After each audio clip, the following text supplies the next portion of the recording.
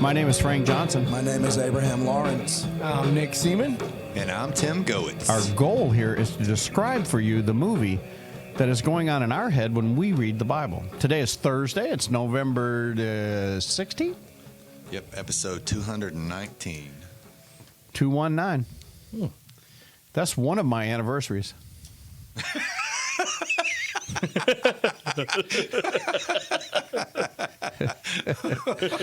Hey, Abe's the only one not laughing.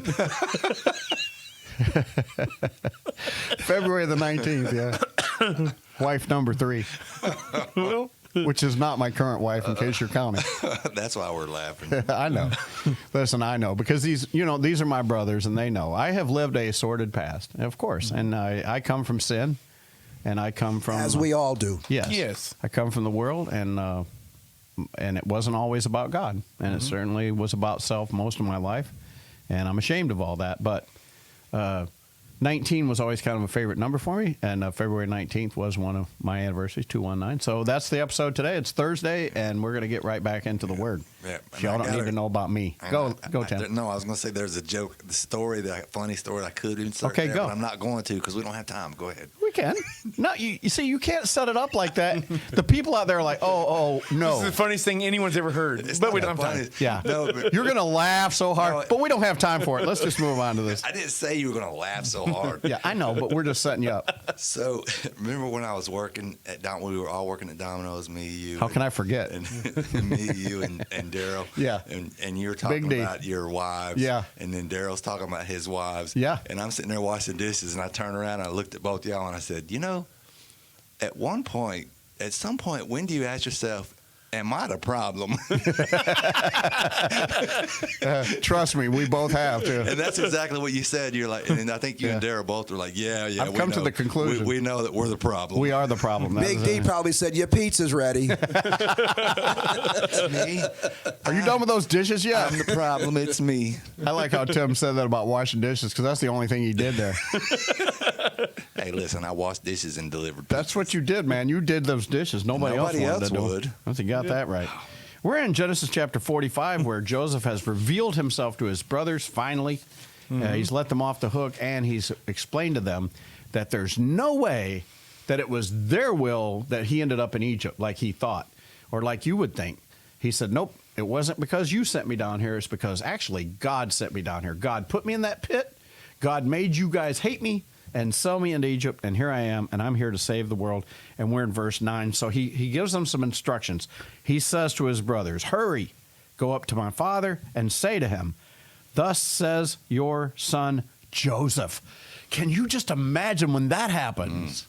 I hope they told him to sit down first because he's like 1,000,000 years old. You bet. Yeah. It's the big one. Yeah. Yeah.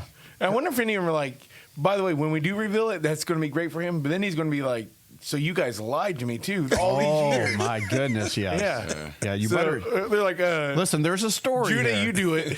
Yeah, it's all Judah. Yeah. Yeah. He says, I've done lost my place, my one stupid eyeball. God has made me Lord over all of Egypt. Come down to me. Do not delay. You shall live in the land of Goshen, and you shall be near me, you and your children and your children's children and your flocks and your herds and all that you have. Now, this is very prophetic of Joseph because the Pharaoh has not given them Goshen as the land. So it's either prophetic or, as Pharaoh said, I'll do anything Whatever you tell you me. say. If you say that's what we're doing, Yep. that's what we're doing. Yep. But it's still going to take the Pharaoh to actually put them in Goshen. By the Go way, ahead. earlier it says that something about I become a father to Pharaoh. Is the Pharaoh there much younger than Where was Joseph? that? What's that? It was verse 8. It says, now therefore it was not you who sent me here, but God, and he has made me a father to Pharaoh and the Lord of his household.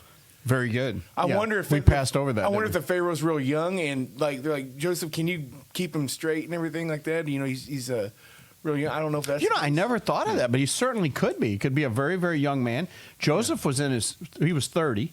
Yeah. So they probably both were young men. Mm-hmm. But even if it wasn't, the metaphor is there that he basically is like a father to Pharaoh. Yeah. Whatever I tell him. Because some of the pharaohs were little kids when they started. Well, they that's didn't care. They just. Yeah, and it's just like, this guy knows better than me, so, just do whatever he tells you because everything's going good. Yeah. So he tells him not to delay. Get on down here. We're going to put you in Goshen. It's going to be great. There I will also provide for you, for there are still 5 years of famine to come. So Joseph's like, you can't stay up there in the land, or you're going to be making this trip down here about every 2 months to get grain and then carrying the grain back. You might as well just move on down here, right? Mm-hmm. So you and your household and all that you have will be impoverished. So you're going to be poor if you stay up there. So come on down. Behold, your eyes see, and the eyes of my brother Benjamin see, that it is my mouth which is speaking to you. Benjamin might be the only one there that really does recognize his brother. Like, this is my older brother, man. That's my bro. Yeah. And I think one of the reasons he's telling them to make haste, obviously the famine, but he knows Jacob's got to be up in age. He's got to know that. Mm-hmm, yeah. Yeah, I mean, his father could probably die at any minute, and he just wants to see his dad before he goes. Verse 13 says, now you must tell my father of all my splendor in Egypt and all that you have seen, and you must hurry and bring my father down here. Now, I don't believe Joseph is bragging here, No, do you? he just wants to let him know that he's okay. Yeah. He's had a doing good pretty, life. He's doing pretty good for himself. Doing pretty Yeah. good, Dad. Yeah. He's the second most powerful person in the entire world Yeah. right now. And here's the other thing. If you season the story with that, I mean, Jacob would be like, oh, well, I mean, how can he hate his brothers? Because honestly, well, I mean, he still can, but Yeah. he's going to go get to see his number 11 son. Yeah. I mean, So that's going to be pretty cool. What you got, Abe? No, I'm just, going along with you. But you see, Joseph could have easily just said, you guys stay here and I'll send somebody to go get I could send somebody Yeah. to bring everyone back. Yeah, that's true. So verse 14 says he fell on his brother Benjamin's neck and he wept, and Benjamin wept on his neck. So there's a bunch of weeping going on. I was telling Tim before the podcast today, I said, Joseph gets all this honestly from his dad because Yeah. first time he kissed Rachel, he cried. Yep. So there's a lot of crying goes on in this Imagine chick. how much he's going to be crying when he finds out Joseph's still alive. Oh my goodness. You don't even want to be in the room for that. Yeah, Jacob might be an old man, but I have a feeling he leaps Oh, I'm oh, sure. yeah. for joy. Because, he's been mourning for this kid ever since it happened. Literally every single day. Yeah, every single day. He leaps for a couple of leaps, and then he gets the belt off, and then he wears all of them out for He's going to be so 30 pumped. years of lying to me. He's going to be so pumped. He's going to be ready to wrestle the angel of the Lord again. Like, I'm going to take your hip now this time. Judah's going to get there and say, Hip replacement. before I tell you anything, you're welcome. Yeah. Now sit down. He kissed all his brothers, and he wept on all of them. And afterwards, his brothers talked with him. Now, when the news was heard in Pharaoh's house that Joseph's brothers had come, it pleased Pharaoh and his servants. Let's stop right there. Yeah, that's a good place to stop, actually. Go ahead. So, okay. Joseph tells everybody what's going on. So, is there any kind of he deceived us, he's a whatever, or we're going to bring everybody in? That's what I'm saying. It seems like not. And it doesn't sound like Joseph told him. I think what goes on is they kind of see what's going on, and even though Joseph got him out of there, it just kind of spills over. This whole just a festival. And so somebody goes, dude, somebody explain all this to me, but I think that's his brothers. I think these guys are all related. And they go back and they tell Pharaoh, and I think Pharaoh's happy. It's like, Yeah. the dude's getting his family back. And maybe someone even explains it to Pharaoh, because Judah did explain that Yeah. whole thing. And maybe Pharaoh's Probably the like, scribe was writing, taking notes as Yeah. Judah was talking. are you kidding me? This guy was sold into slavery. That's how we got this guy. So can you imagine how anxious Pharaoh is? Pharaoh's like, do you want me to kill anybody? Kill Scribes the are like, this is a Hallmark movie. oh my goodness! Roll the music. Let's No, get that's out of here. more It's of a a- Thursday. My Egyptian Christmas. That's Yes. more of a Lifetime movie. Lifetime, there's murders. Thanksgiving is Yeah. next week, but I think Joseph's dad's going to have Thanksgiving here as soon as the kids get back.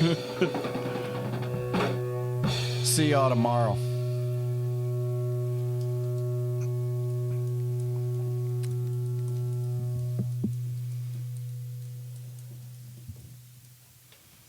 So just as a